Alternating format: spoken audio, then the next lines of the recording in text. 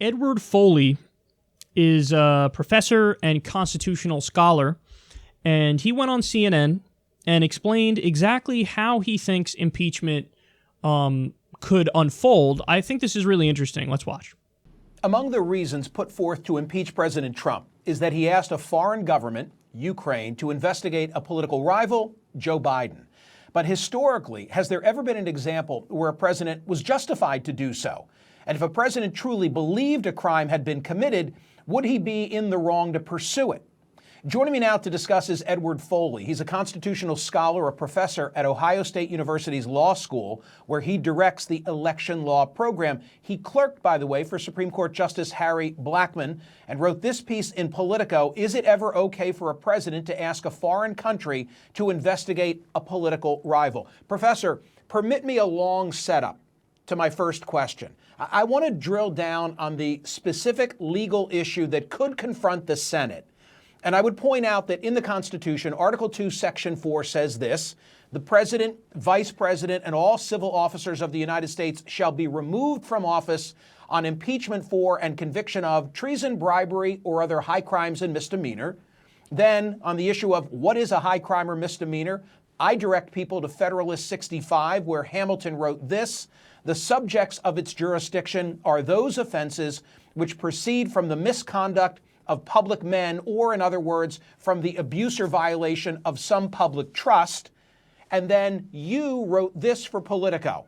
You said, in order to prove Trump abused his presidential powers to the point that he no longer can be trusted in exercising them, the constitutional standard for impeachment, Congress must establish Trump's intent in making the request. Was it done in good faith, with U.S. foreign or domestic interests in mind, or in bad faith, merely for Trump's personal and political benefit? And I then ask this: if he can convince the Senate that he was acting in the best interest of the United States, he was worried about corruption in Ukraine, and that's what caused him to hold up the delivery of those monies, might that lead to his exoneration? Yes, I think it would. If the Senate believed that he acted in good faith, then that would be a reason not to remove him from office. So might therefore his best defense be to absolutely own this? I wasn't going to give Ukraine those monies because I was so worried the U.S. tax dollars would be squandered in some corrupt arrangement. Yes, but then of course the Senate could reach the opposite judgment, since the opposite of good faith is bad faith. So it really depends on what the senators believe was his motive. He can try to make the good faith defense, but if they think otherwise, then he loses that argument. Does this require a juror, in this case a U.S. senator, to get in his head? It does. That's why I wrote the piece. I do think it turns on a judgment about his motive. I don't think you can make the judgment based on the phone call itself. You have to understand the context behind the phone call and his alleged reason for making the phone call and decide whether you buy it or don't buy it. Is there any historical precedent that the president can turn to for support? Yes, there is. There are two examples, one old and one more recent. The old one involves Aaron Burr, who was Thomas Jefferson's vice president, and he worked with Britain to try to really take territory away from the United States. And so it would have been justified for President Jefferson to ask Britain to investigate what Aaron Burr was up to figure out how to protect America. So that's the old example. The new example, or newer example, is 1968, when former Vice President Richard Nixon was running for the presidency. Lyndon Johnson was president at the time. Now, Johnson wasn't a candidate by October, right before the election, but he had wanted to be a candidate. And he had heard that Nixon was interfering with peace talks with South Vietnam. And so it would have been appropriate for President Johnson to ask South Vietnam, I need to know what Richard Nixon is doing to protect America. I really appreciate what I think is such a cogent legal analysis that you have offered that I haven't heard from anybody else, really drilling down on exactly what issue might confront senators. Now I want to ask you a political question, because as I understand your explanation, this is bad news for Joe Biden insofar as it almost guarantees there's going to be a litigation of the president's underlying allegations about Hunter. Am I misreading this? No, that's correct. I don't think there's any way you can make a judgment about President Trump's motive without asking what were the facts concerning Joe Biden and Hunter Biden and whether or not President Trump was in good faith or bad faith in seeking the investigation. So the way that Donald Trump, if he follows the guidance that comes out of this issue analysis, will defend himself, probably will be to say, yes, I held up the money. I was justified in doing so. I was worried about corruption, and I was acting not in my personal best interest, but in the best interest of the United States, and then try and convince the jurors, the senators, of that. Yes, I think that's right. That's the analysis. Did Donald Trump try to get dirt on Joe Biden simply because he's principled in his crusade against corruption and he really wants to drain the swamp?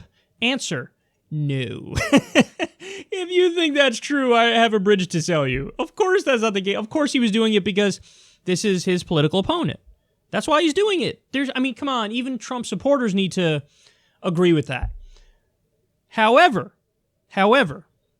Donald Trump is going to relentlessly make that case, and he's going to argue it until he's blue in the face. And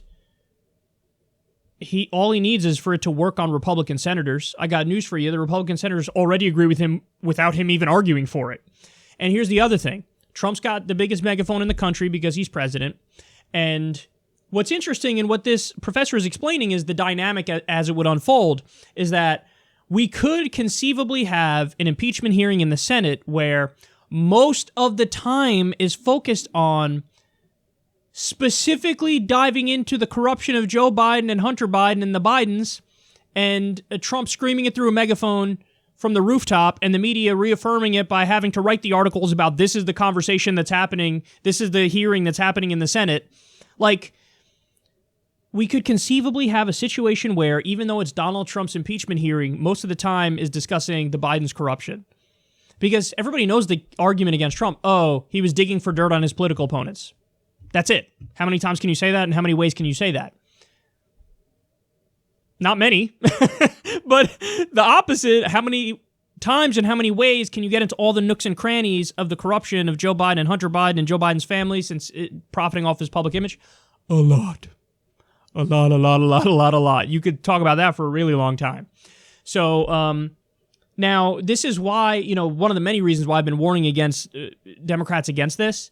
By the way, this is all assuming McConnell even lets there be a hearing, and he won't. He won't. Even if the House impeaches him, which is possible, even if the House impeaches him, McConnell could just be like, and we're done with it. And that's it. But even if they do have the hearing, it would backfire because there's no way you're going to get those 20 Republican votes. There's no way he's going to be removed from office. And there's no way that the majority of the time would be focused on Trump's wrongdoings. He would immediately pivot, and the defense would immediately pivot and just go on the offense against Biden. And there's a lot of there, which is why I've been warning Democrats, don't touch this with a 10-foot pole, because then you're going to have to explain away his corruption, and the best counterargument they have is, well, that's run-of-the-mill corruption. That's not good. That's not a good response, because that's the same thing as like the Clinton Foundation, where they're like, there's nothing to see here at all. Sure, Bill Clinton was giving speeches and getting hundreds of thousands of dollars and sometimes millions of dollars, and then Secretary of State Hillary Clinton was giving these countries that paid him massive weapons deals, but there's nothing to see here, so don't even just... Conspiracy theory. Conspiracy. Now, okay, after all this, I like to, every impeachment segment I do, I like to also give you guys other options, because I hate the idea that when I talk about this stuff, there's so many people who, no matter how clear I try to make it, so many people like will turn around and be like, Kyle's pro-Trump or some insane thing like that. And I would be lying to you guys if I said that didn't bother me. It does bother me. So I try to make clear every time I do a segment on impeachment, a way to impeach that could work. And the argument that I've made and that I'll continue to make is, if the Democrats did impeachment and it was focused on emoluments leading to genocide, corruption leading to genocide, the case is simple. Trump takes hundreds of thousands of dollars from Saudi Arabia through his D.C. hotel, By the way, that's already illegal because Jimmy Carter had to sell his peanut farm when he was president because the idea was, hey, maybe he could get corrupted through that business. So Trump has a hotel. It's in D.C. He's already getting paid by foreign governments. End of conversation. That's already illegal. That's already wrong. Foreign governments are influencing him. But in the case of Saudi Arabia, they pay him. He approves a multi-billion-dollar weapons deal. Now, this is where people turn around and say, well, but all the other presidents did the same thing. True enough. But then is the next point. Congress says, War Powers Act, nope, sorry, we're not going to arm Saudi Arabia. Look at what they're doing in Yemen. We're against the U.S. aiding Saudi Arabia. And Trump vetoes it. Why did you veto that, Mr. President? Why did you veto that? Congress is concerned about a genocide going on in Yemen, and you're arming the government, committing it to the tune of hundreds of billions of dollars. Why would you veto that? Here are comments of you, before you were president, talk about how evil Saudi Arabia is, how wrong they are, how they did 9/11, how they're the extremists, how they're the problem. What happened? You flipped. You flipped, and you went the extra mile to let them continue to do a genocide as you armed them and patted them on the back. Explain that to us. So if the argument is emoluments leading to genocide, corruption leading to genocide, I think impeachment, he won't be removed from office because you're never going to get 20 Republicans in the Senate to remove him from office, okay? So he's not going to be removed from office. But that's an argument where in the hearings, they don't have a good counter-argument. And I think if the American people heard all that fleshed out in front of them, they would go, wow, look at what's going on. Look at what he's responsible for. Look at what he's doing. And I think that has a chance of hurting his approval rating, even though he's going to get exonerated. Now, in the case of what they're doing here, I think it's likely that when he gets exonerated in the Senate, if it were to get there, his approval rating would go up. So that's why I fear this path. However, there is also another possibility, which I've entertained. I think it's possible that it's true. I'm not fully convinced by it, but it's an interesting point where somebody, a professor who's predicted almost all the elections in the modern era, he explained how no, just the fact that there is an impeachment inquiry means, and there might be an impeachment vote on the House floor, means that you could check the box of scandal for Donald Trump. And any president with a scandal is going to be politically hurt going into the next election. The details don't even matter, he says. He says just generic scandal because people don't follow this stuff closely. They just hear the noise around it and they assume, hey, there's smoke, there's probably fire. And the argument is, well, if they're doing an impeachment thing, there's smoke, there's got to be fire. He must have done something wrong. So that's the other argument. The other argument is just the details don't even matter. Just the fact that there's enough noise there, people will be impacted by that and they'll look for a change. I hope that that's true. I really do, guys. I really, really do. But I do fear that the argument from the Democrats is so weak, and he's such a good counterpuncher on the Ukraine thing that I think that would hurt him. That would help him, and hurt the Democrats. But